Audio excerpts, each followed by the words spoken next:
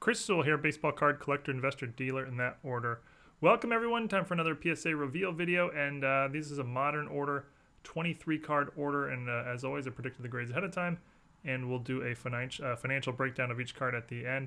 These were sent in at the $30 level. It was a few months ago. I don't actually remember what the value levels were available back then. They were sent in at the $30 level, and PSA has just been switching their pricing around so much over the last few months that I don't remember.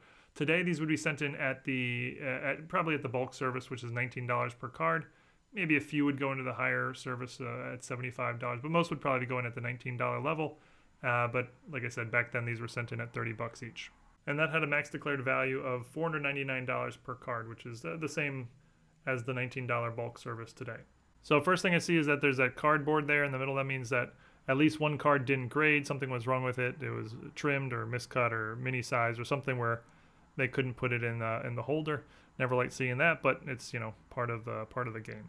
All right, first card here was a disappointing one. 2013 Topps Chrome Nolan Ryan rookie auto, and got a 6. And I looked this thing up and down, and I could not for the life of me figure out why this was a 6. I thought I'd put on the sheet a 9 or a 10, and I really didn't see anything. I mean, on the front there's like a tiny the bottom left corner has a tiny little, I don't know, imperfection, but it seems so minor to me. I really could not figure out why this got a 6. So not off to a good start here. And that's when I'll consider cracking. I don't crack a lot of cards, but that one seems like sort of an extreme case to me. 2013 Topps Chrome Refractor Travis Kelce rookie. Nice card.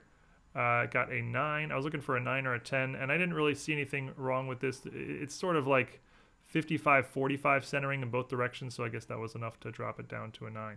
Here was my first nice big hit, 1999 Finest Cal Ripken Jr. Gold Refractor.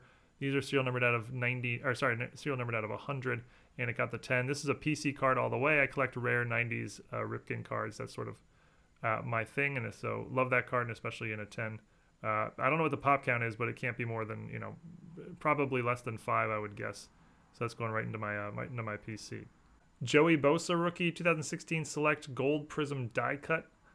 These are serial numbered out of 10. This got a PSA Gem Mint 10. I was actually surprised at how little the value is. I sent this in without checking the value, and then I checked it after I got the card back, and really thought that card would be worth more. And Joey Bosa's major defensive star, but again, in football, often it's just, you know, quarterbacks or bust. Another Ripken Gold Refractor and another 10, another PC card. Really did well on this. This is actually a different card, also serial numbered out of 100. It's from the same set, but in 1999, Finest did that a lot. They put players in the set multiple times. Got 2 different Ripkens from that set, both numbered out of 100, Gold Refractors, both 10s. Both of those are PC cards all the way. So obviously very happy with it. Check out this cool card. 2000, well, not the greatest grade though. 2008 SPX Quad Auto. You got LaDainian Tomlinson Hall of Famer, Gale Sayers Hall of Famer, Barry Sanders Hall of Famer, and then Darren McFadden is the weakest link there. But it's numbered out of 25. 3 Hall of Fame running back autos on one card. Very cool.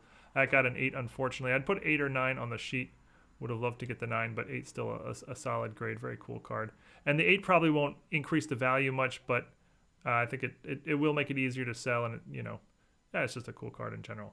All right, the one card that didn't grade, this was actually not a problem. It was 1997 Skybox EX2000 Emerald Auto, Alex Rodriguez. This is actually a pack pulled auto. This was, you know, you can pull this out of a pack, but PSA has a policy that autos from packs before, I think it's 1998 actually, have to be sent in at the PSA to PSA DNA. You can't send it in at the just a regular PSA. So they said we can't grade this. We can't give the, you know, authenticate the auto. You have to send it to PSA DNA, and they did not charge me. So no harm, no foul there. I'll send that in later to PSA DNA.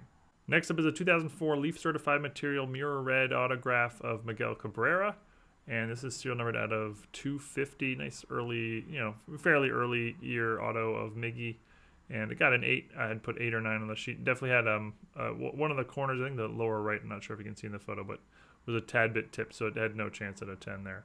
A lot of really nice Ripken autos in this submission. I think there were 5 in total, but they're all from the 2000s. I really only PC Ripken stuff during his playing days. He retired in 2001, so I tend not to keep any of his cards after 2001, unless it's like extremely unique and cool to me. But as a 2003 SP auto, that one got a 9. I think I put 9 or 10 on the sheet for all 5 of the Ripken autos in this submission.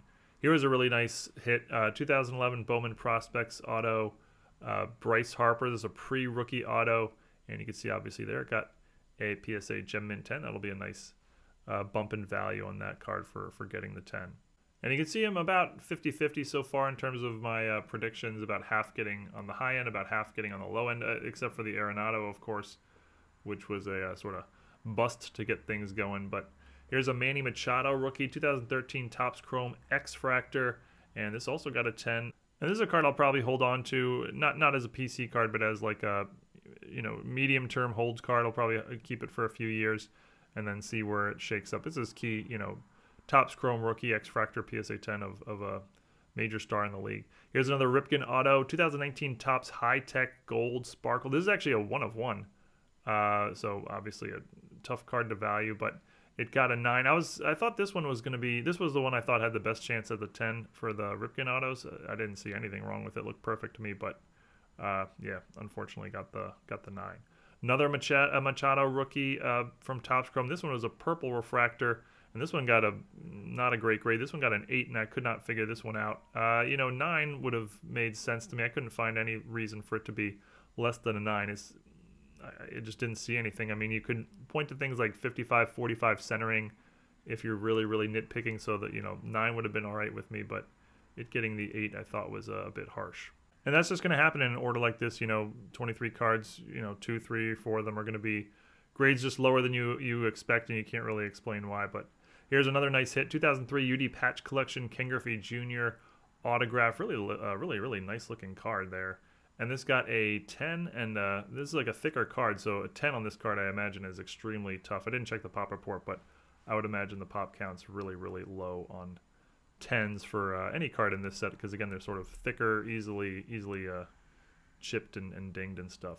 Here's a cool card, 2001 Topps Tribute Bat Relic of Babe Ruth. Yeah, PSA 9, and this card had no chance at a 10. The back edges had some like notable chip. I mean, they're minor, but clearly enough to eliminate 10 as a possibility. So I'd put 8 or 9 on the sheet, and I got the 9. That was as good as it could have done on that card. But yeah, cool Bat Relic card of the Sultan of SWAT, the Bambino.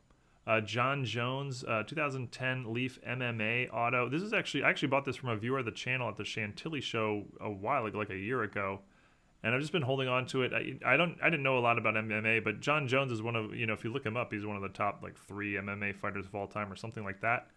And this is one of his first autos, might be his first auto, so I'm probably just gonna put that into like my medium-term holds box type of thing. Tom Brady rookie, 2000 Skybox Dominion. He shares it with some other guy. This got a 9. This is one of his, this might be his cheapest base rookie. It's certainly one of the cheapest base rookies, but it got yeah, as you can see, got the 9. Another Manny Machado rookie is a little fancier one. 2013 Finest. It's a rookie patch auto, green refractor. It's numbered out of 125. And this got a 9. And, rookie patch auto is much more of a thing in basketball and football. Not as much in baseball. Not really sure why that is, but yeah, rookie patch auto is just sort of tougher to find in baseball, but also kind of less desired than in the other sports. Here's another 10, a 2017 Topps Luminaries Chipper Jones. Nice looking card, triple relic auto, and it got the 10. And this card's actually serial numbered out of 5. Nice looking rare card of Chipper Jones. And this is also a thicker card, so kind of like that Ken Griffey Jr. auto earlier. The often don't get 10s on thicker cards. It's harder to get 10s on thicker cards. They're much easier to have little issues here and there, but yeah, another 10 on the chipper. Here's another one of the Ripken autos. This is a 2009 Ultimate Collection Legendary Signatures. It's actually serial numbered out of 8, which is cool because that's his jersey number. And I also got a 9. So on the 3 Ripkens so far, I've got 999 on the autos. And getting a 9 on a card like that's not going to add much value, maybe a little bit, but not a whole lot. However, if I go to sell it, it will be a lot easier to sell in the PSA holder than if I were to sell it raw. So there is that. Here's another Ripken auto, 2007 UD Black. And this card's, again, really low serial numbered out of 10. And it also got a 9. So 4 Ripken autos so far, 4 9s, 1 left to go here. And the last one did even worse than that, got an 8 here. 2020 Topps 5-star Ripken auto. This one's serial numbered out of 5. So you can see how these Ripken autos are very low serial numbered stuff. And the 8, not what I was looking for, but yeah, this one actually I looked over closely and it made sense. The sort of foil corners had some light chipping that I guess I missed when it sent it in, but yeah, 8 was a reasonable grade there, I thought. And last card in the order, 2002 UD Prospects Zach Greinke rookie. It got a 9, and this is probably one I'll hold on to for a number of years. As I mean, he'll make the Hall of Fame at some point, 5, 6, 7 years down the road, and he doesn't have a lot of rookies nor rookie autos. So, you know, I kind of view this as a card with some long-term upside potential, we'll say. So looking over the order, you know, the A-Rod didn't grade, and there were 3 cards that graded lower than my expectations. And then everything else was about 50-50 on the high end of my guesses versus the low end of my guesses. And I would say that this is a pretty standard result for me for a modern order such as this. All right, so let's run through the cards one by one and do a financial breakdown. And keep in mind, a lot of these numbers are, throughout this section, are very estimated. A lot of these cards are very low serial numbered, you know, very rare. There's just not a lot of comps on them, or even no comps in this specific grade. So just did my best to sort of estimate the values of the card raw and graded in a lot of these cases. I used $35 for the grading fee. Remember, this was sent in at the $30 level, but if you do send cards to any of the grading companies, you have to pay shipping and insurance in 2 directions. That can add up quite a bit. So depending on the size of your order, you know, it'll vary what that actually comes to. I'm just going to put $35 here for the sake of the video. And just to go through one example in more detail here. So this Cal Ripken auto, I estimated was about a $75 card raw, meaning if I went to sell it before it was in the holder, I would have probably gotten about $75 for it. I paid $35 to PSA to have it graded, and now that it's in a PSA 9 holder, I think I can sell it for more like $125. If you add all that up, that means I added $15 in value by sending it in to get graded, meaning I'm going to make $15 more than I would have otherwise had I not sent it in. And that's really the important number to know if you're a reseller. The next Ripken, same thing, $15 added value to this one. Third Ripken was a loss. This one was the one that got the 8. This is about a $125 card raw, and I estimate it's about the same in a PSA 8 holder, so I'm out the grading fee on that one. Fourth Ripken, again, about a $15 bump total, and fifth Ripken as well. This one is a 101, so no idea what this would sell for raw or graded. You know, 101s often don't see as big a bump by getting a card graded, especially if it's not a 10. So, yeah, again, I'm going to estimate about a $15 increase here. The Nolan Arenado is an obvious loss, a $175 raw card, and I don't know what it would sell for on a PSA 6. Never been a PSA 6 sale, but I guess $100. This is one I'm almost surely going to crack. Again, I don't crack a lot of cards, but I think this I'll probably resubmit this to PSA or maybe one of the other companies and see if I can do better next time. The Manny Machado xfractor was $165 of added value, about a $300 card in the 10 holder. The purple refractor is a loss, getting the 8. Again, the raw card sells for about the same as a PSA 8 in my estimation, so out the grading fee on that one. The Ken Griffey Jr., no idea what this would sell for as a 10. There was no sales of it, but I'm going to guess $500. It might be low, might do better than that, but we'll put $500 there for the value of the card in a 10. Babe Ruth saw a $40 increase in value by getting a PSA 9. The Greinke, about $30, but again, this is a long-term hold card, so I don't really care so much on this one. The Kelsey saw a minor bump, about $15 or so. The Chipper Jones is a card numbered out of 5. There were no sales of this card in any grade anywhere, so no idea what this would sell for raw or graded. You can see there what I estimated.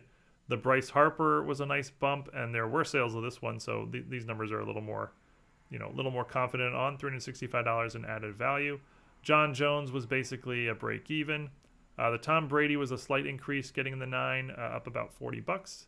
This quad auto, another one, no idea what this would go for in a PSA 8 holder. There were sales of it raw. It was about $200 card, so I'm going to guess it got about a $15 bump. The Alex Rodriguez, again, I did not get charged for, so no big deal here, but I was out, we'll say $5 for shipping and insurance purposes. The Miguel Cabrera was a loss. Doesn't seem like this card should be worth more. Early year auto of Miguel Cabrera, numbered at a 250. About a $60 raw value, maybe about a $60, about the same in a PSA 8, so out the grading fee there. Manny Machado, rookie patch auto, about a $40 increase, getting the PSA 9. This Joey Bosa, another one I thought would be worth more, $40 raw value. There were no PSA 10 sales. I'm going to guess about $100, but yeah, $25 adding that one. And the 2 Ripkens, nice big bumps here. I don't know what they would sell for in PSA 10s. I'm guessing $500, but I don't really care, as I'm holding on to both of them for my PC, as I mentioned. So add all that up, and the total is $1,800, meaning if I were to sell all these cards now, I would make about $1,800 more than if I sold them all raw.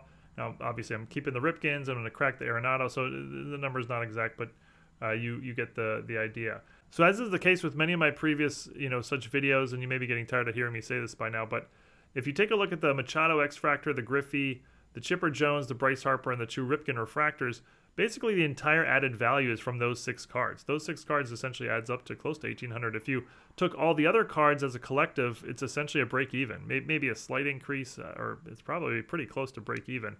But that's often sort of what you're going for, or what I'm going for when I send in an order like this. You know, you want to look at the order as a whole. Like, as a whole, did I hit a few big nice hits, and everything else I'm breaking even on? That's a great result in my view. Now, this is from the point of view of a reseller. Like, from a reseller's standpoint, this was a good result, right? You can always look to an individual card and say, oh, that got a 9, that should have been a 10.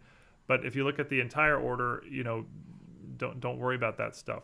Now, of course, it's very different if you're like a collector and you're sending in 1 or 2 very, very important cards to you and they get really low grades. That's obviously something different. But if you're sending in cards as a reseller to profit, I think this is a good way to look at it. But that's it. Thank you everyone for watching. Hope you enjoyed. And as always, if you have any questions about any of this, why did I send them in? Why did a card grade the way it did? You know, whatever. Feel free to leave it in the comments and I'll do my best to answer it. And until next time, have a great day. Thanks everyone.